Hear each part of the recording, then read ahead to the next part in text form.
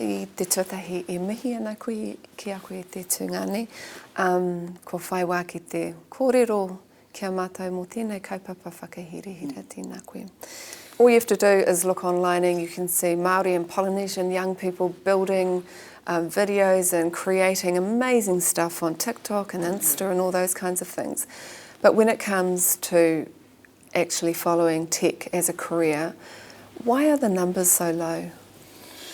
Yeah, there's a lot of reasons why. You know, we've had institutes in our community, you know, for over 30 years putting out these programs, but yet we still, you know, only at 4.4%. You know, accessibility to good and current technology is always a big one.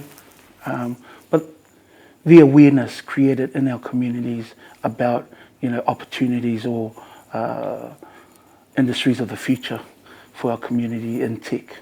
You know, it's nowhere to be heard or to be seen, so this is our job. You know, having identified barriers, you know, it's hard to get into some of those institutions like MIT or Auckland Uni because it doesn't feel safe or familiar with them. Cost also another barrier. So having identified those, what are you doing differently here? Yeah, I think the model that we address is actually from when the young person comes off the street all the way through to a career pathway for them, and also even just looking at industry as well, where we can fit them in, where our young people fit in. But I think the biggest things for Maori and Pasifika is just around the pastoral care of our young people. You know, understanding our young people, understanding the environment that they come from. Our pastoral care team here are all qualified youth workers, but also have little, like, you know, clinical, you know, as in psychologists and whatnot. But the fact that all of them grew up in South Auckland as well, and they too now have families and young kids, and, you know, this becomes their why, you know, to moving our young people into that future. And I think that's the biggest piece to our puzzle and to our model that we're putting together. Many people who don't come from Polynesian or Waira Māori whānau or other big ethnic whānau will, you know, sometimes it can be a bit of a challenge to understand why you need so many layers and why you have to have all of this, you know, why these young rangatahi operate differently. You know, lots of children are just expected to finish school, join university, and off you go into the workforce. What makes this community different? Yeah, you know, that's great if, you know, and that's seen through a European-centric lens, you know, and the difference with us here is in South Auckland, I think it's like 44% is Pacific and Māori, you know.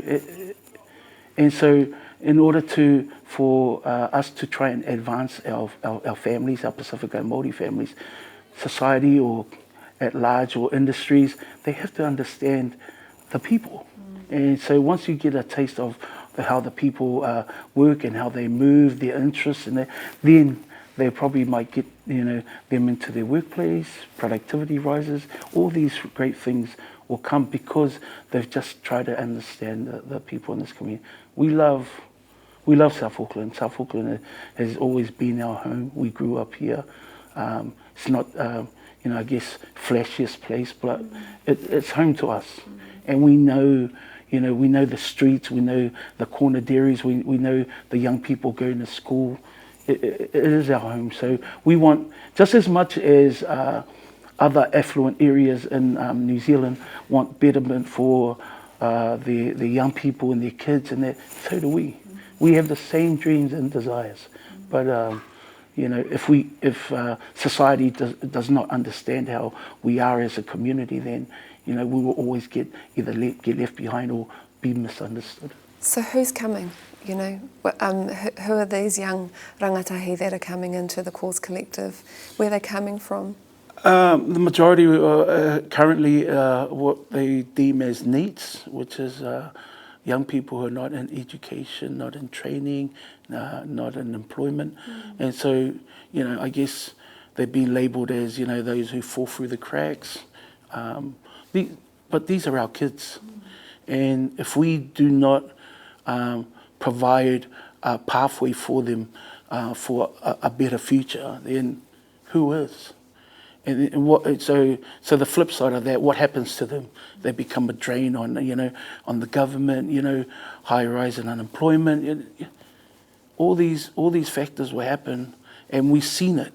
And so, we're just trying to we're just trying to change the narrative to that, and give back and give that opportunity so they can see a future.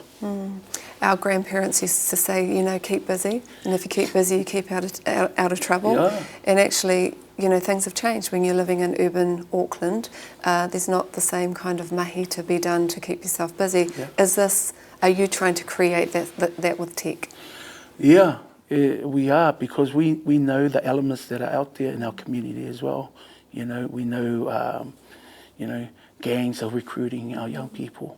We know that, there's elements in this community that, they're not desirable, but, our young people end up in there because there's no other option, or it's an easier decision for them to make. So we're trying to create something that we know that they can see as like, well, hey, could be viable.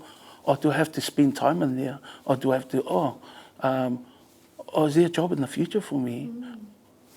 Or a career? All these things, all of a sudden, the awareness, the talanoa that comes around of young people and their families, that's huge. It must be amazing seeing those little eyes opening up.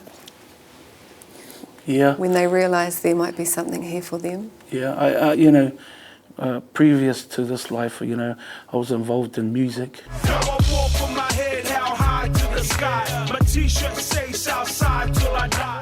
And I used to see a lot of eyes light up too.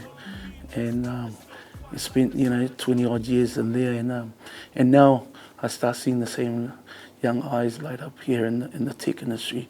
It's just a future for them. And it's to give them, tools that they can use in the future. They can fight for themselves, fight in a space that not too many of us are there. Welcome. Welcome. Oh, man. Yeah. Wow, look at this place. Yeah. This is my 14-year-old's dream. 100%. What might they do within a week? What's the practical stuff of being here? So in our grassroots tech program, it's a 6-week taster. So every week is a different subject, whether it be illustration, animation, graphic design. So every week they're learning something, Our facilitators and trainers, they because our young people is always hands-on. So, that's the approach that we have with our young people. Have a good day. Be good. Today, for instance, they've gone out to support a couple of their young people in the media design school, NZ Level 4 DCF program, who are graduating and are doing an exhibition. The next class coming through, we send them out there with them so they can go not only support, but they too can have a look around and see and be inspired, because this is the only way to move our young people. When we started this, it was always the view of how can we mobilize our young people? How can we mobilize the families and creating awareness so they all understand, where this future of work is, where jobs of the future, industry of the future, and, tech is one of those big ones. You mentioned that you had worked for the last 20 years in the music industry, and anyone who is familiar with Brotha D will be familiar with Savage and Dawn Raids. And so as you were, bringing young people through in the music industry and handing them a guitar or some instrument, here you're now handing them $10,000 computers and things like that. How did you get involved in tech? The Course Collective had a contract with MD, and it was around industries of the future. And two of those industries were identified was the creative industry and the tech industry. And so at that point in time, we had our movie coming out, and the Course Collective came and partnered up and helped us out with putting the movie out there for our community to see. And so they reached out to me, and they were like, you're probably the closest creative person we know. You know, would you like to come and have a look? So yeah, I came in for like 3 days a week just to have a look around. And, What'd you think? At the beginning, it was I knew the creative industry. However, I didn't know too much about the tech industry. But you know, it doesn't take long to get assistance from Google, and you know, to find out like, okay, this is this reminds me of the music industry before we started our own labels in South Auckland.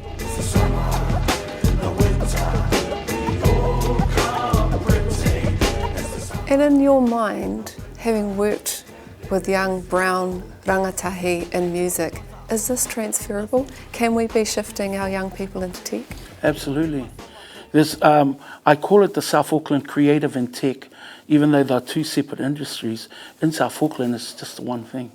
The same guy who'll be recording and producing music in his bedroom will be the same one who'll be putting up the website for his friends down the road or cousins up, you know.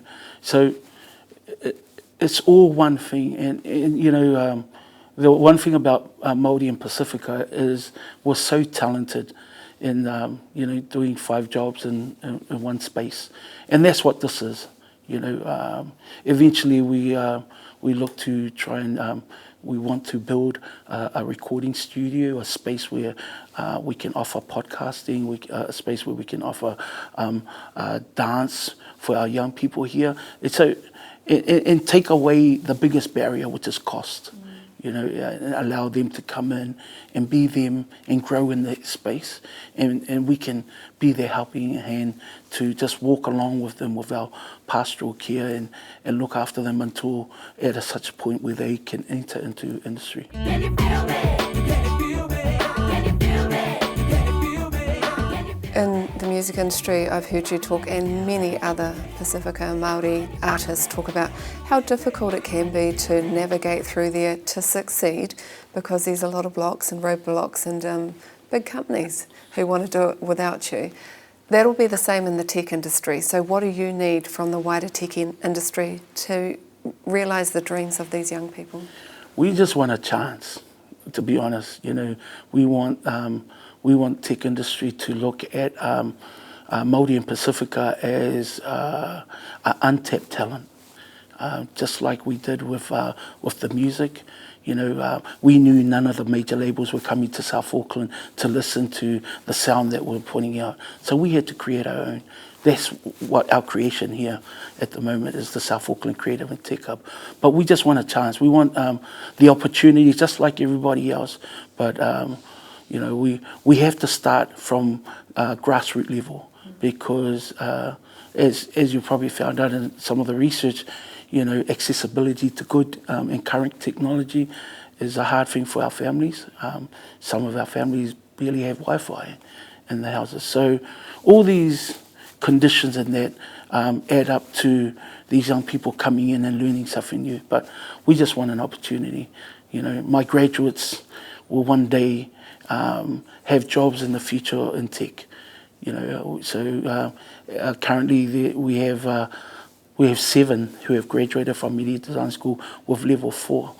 You know, we want the viewers in 10 years, we want 5,000 of our young people in the tech industry. Pictures tells 1,000 words, and that's what this is. When we tow this into the community, they identify with it straight away, you know. None of this is cheap. You know, how do you get funded? Yeah, we've been so fortunate and thankful that you know, a lot of philanthropists have come on board. You know, the Tyndall Foundation have been awesome in supporting our this initiative. Sky City Community Trust have come on board. Lotteries New Zealand, Foundation North. This is the only people who have supported us to date. We did try and go through a government agency at the start, but you know, I guess they just didn't see the vision of what we're trying to accomplish here. Now they do, you know, because of the impact. They're starting to see what we're making in our community, and they realise, no, this is one of the pathways we can move our young people to. Do you have a personal story of somebody who's come through, you know, tough times and has been part of your course? Yeah, all of them, you know, each one of our students have a story, their own story to tell. And, you know, that will come in time when they're comfortable to talanoa about it. There's some big stories there. But, you know, our job is to welcome them in, give them a safe space where they can upskill and grow, walk them through these spaces that they have to learn to navigate through. And then hopefully on the back end, there might be a job and career for them, you know. That's the push that we want. And we would love industry to come through and even just to come and have a look, or we welcome their advice, we welcome their feedback on what we can do better for our young people. But you might like to offer them an opportunity on camera. Who would you love? Yeah. Big ones. Yeah, the big guys, yeah. Microsoft, Google, Amazon, I know Amazon are here. Only because they have big workforces and they're shortage. We've got untapped talent and there's no shortage of young people. Come down to South Auckland. Come to South Auckland. The doors are open. Always welcome. And we'll put on a little kai for you too when you visit, you know. I guarantee you have happy workers because a lot of our young people, you know, Maori and Pasifika, the best nature of them is their laughing and their you know, just being happy in the workspace. And the flip side to that, you'll be helping a family grow as well.